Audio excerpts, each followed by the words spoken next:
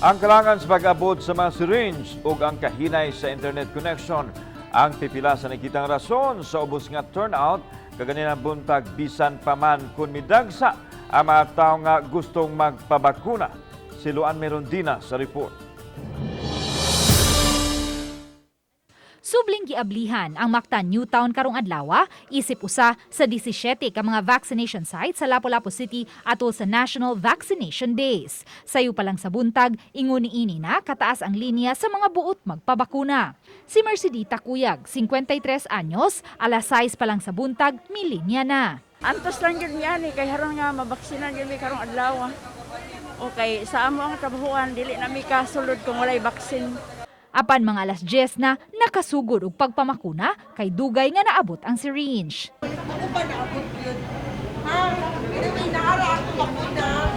Sakto na ako sa pwesto bakuna. Kay nalangan usab ang pag-abot sa BP apparatus nang huwam lang una sila sa mga barangay health workers. Pasado alas 10 na usab, naabot ang mga gapas, alcohol spray ug ang BP apparatus.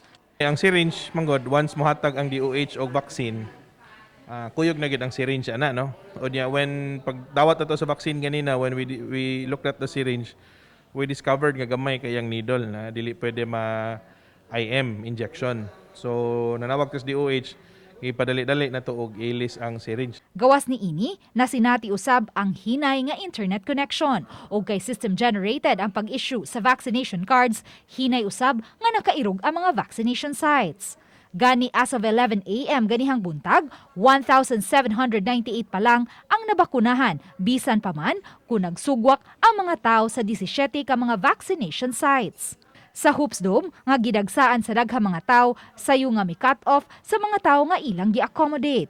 Tungod sa kadaghan sa mga tao nga buot magpabakuna dinhi sa Hoops Dome, kung inyo makita, gisirhan na ang main entrance tungod kay dili na ma-accommodate ngadto sa sulod. Hinuon aron sila mabakunahan gyud karong adlaw, ibalhin sila ngadto sa laing vaccination site. Gani may mga government vehicles karon dinhi nga giandam nga mo'y ilang kasakyan padungad to sa laing vaccination site sama sa waterfront. Ug dili usab angay mabalaka kay mamahimo man silang ihatod og balik dinhi sa Hoops Dome.